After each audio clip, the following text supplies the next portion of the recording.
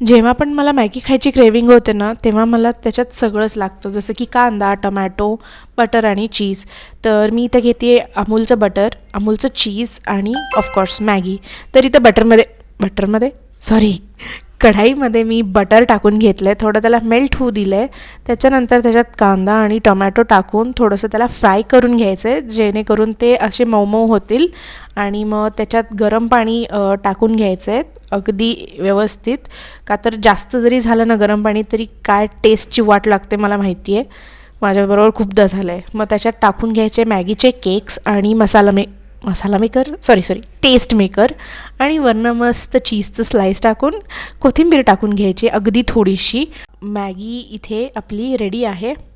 मी याला म्हणते cafe style Maggi, का तर मोस्टली कॅफेजमध्ये अशीच बनत असावी असं माझं अझम्पशन आहे. तुम्ही पण ही नक्की ट्राय करून बघा आणि टेस्ट करा. चलो बाय.